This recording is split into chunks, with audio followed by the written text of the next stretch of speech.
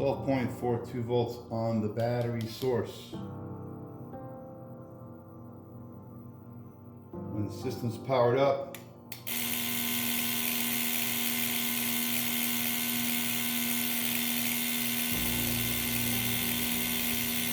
you see it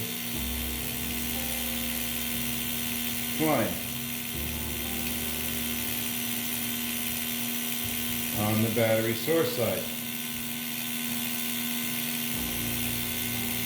I have the duty cycle at 65% on the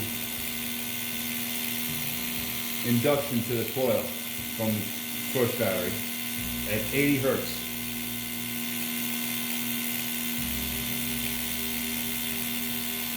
And the duty cycle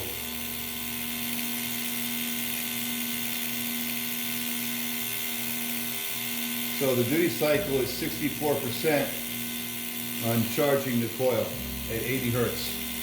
And the duty cycle at dumping the flyback capacitor into the other capacitor, which is parallel to the source battery, the duty cycle on that dump is 25% at the same frequency. And as you see, I'm holding a higher voltage across my source battery than what the source battery has to offer. We'll let it run, come back to it, and see what happens. So let me explain a little bit. The flyback capacitor, its positive is jumped over to the positive of this capacitor. And I'm only switching the negative of the flyback capacitor over to the negative of the other capacitor using this transistor here. And that switch is at 20%, 80 hertz. The switch to send power from the battery to the coil is also at 80 hertz with a duty cycle of 65%. And that flyback lands into this capacitor, which then dumps at a 25% duty cycle over to this capacitor.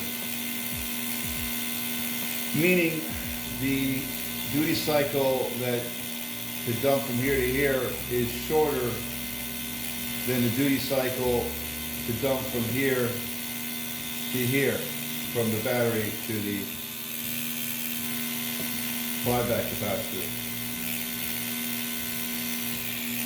That gives the flyback capacitor more time to receive a charge from the flyback of the battery and the coil induction.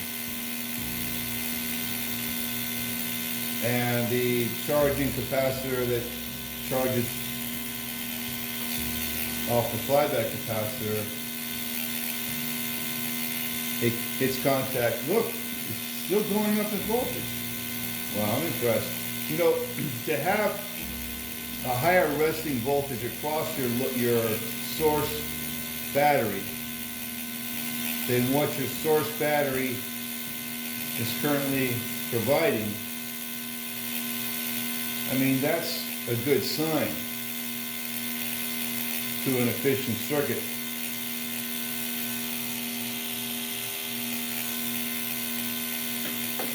All right, just wanted to show you that. And I will disconnect the power now. And that's the voltage across the source battery.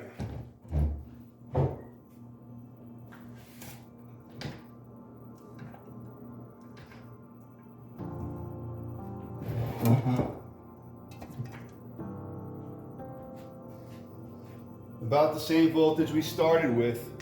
I believe we started with 12.42. I'll have to go back in the video. I don't remember. I think it was 12.42. So let me turn it back on and give you some voltage readings across the flyback capacitor and then across the capacitor that's parallel to the source battery and being switched to dump from the flyback capacitor to here.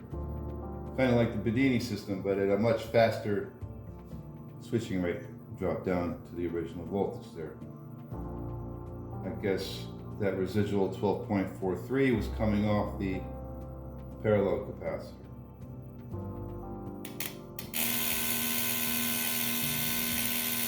Again, that's the voltage across the source battery.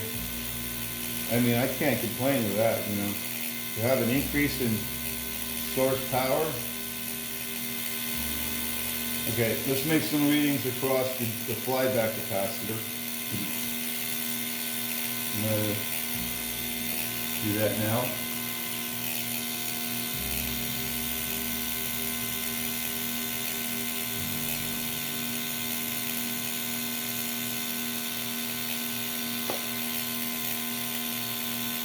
That's the flyback capacitor.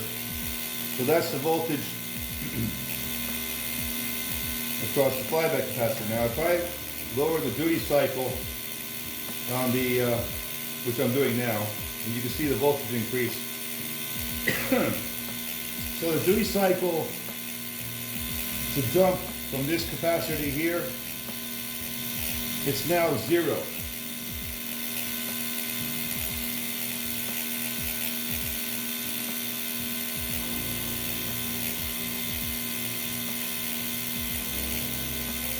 At 80 hertz with a 0% duty cycle, meaning exactly what I'm saying. It's 0. It's not dumping at all. Well, let's see if it's dumping or not.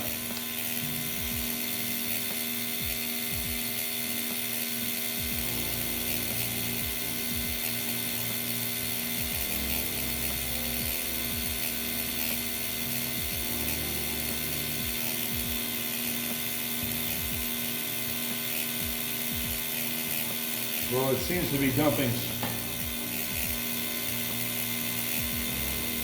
I don't know, I guess it's dumping.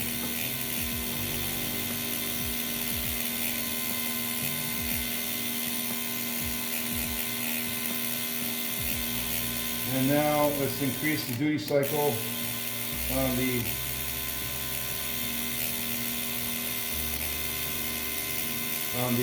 capacitor dump to 25%. And you can see holding the contact down longer gives more power, more time for power to dump from the flyback capacitor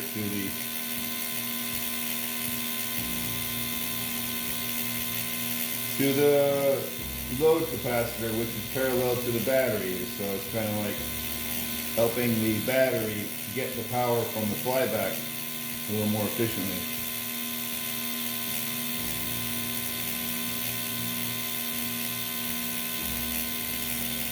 So that is the, excuse me, get a good contact on this. That is the voltage across the flyback capacitor.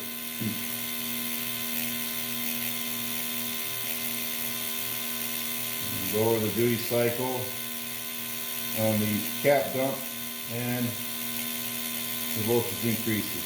So you know that it's dumping into the other capacitor from the flyback capacitor to here.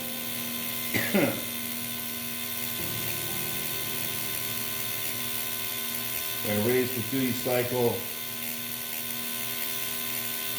to 100%.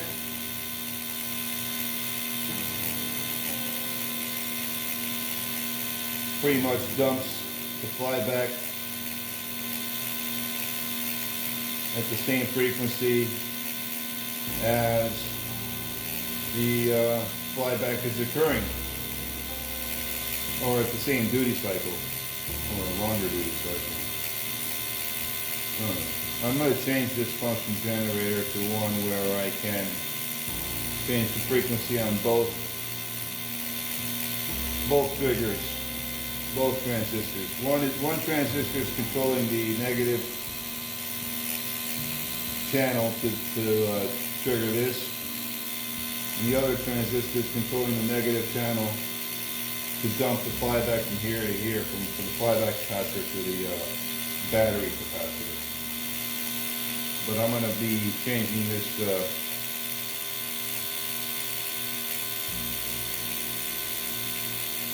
I'm going to change this function generator for another one that I have that should be able to trigger at two different frequencies with two transistors, so I can let this flyback build a little higher voltage.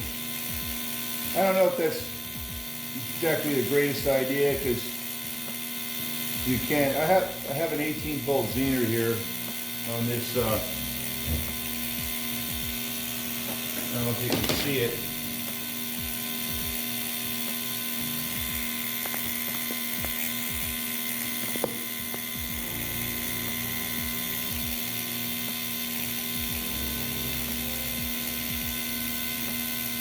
Right here, it's a Zener diode, 18 volts with a 1K ohm resistor. And that's just to supply power to this function generator without blowing it, and to prevent more than 18 volts hitting this function generator. I did that just so that I can use one source to run the whole thing. Now, right now you're reading the voltage off the flyback capacitor. Let's move it over to the source battery.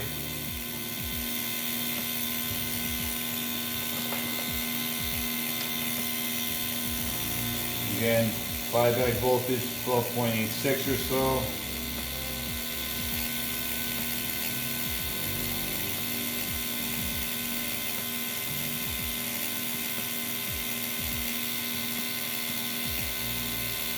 Pump 0.5 across the cap that's parallel to the battery.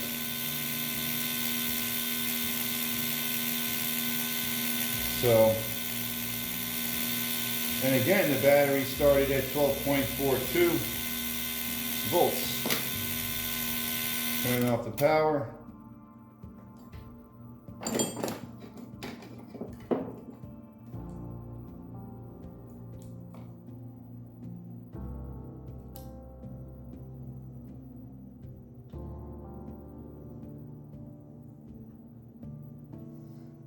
And it drops back down to the original voltage of the battery.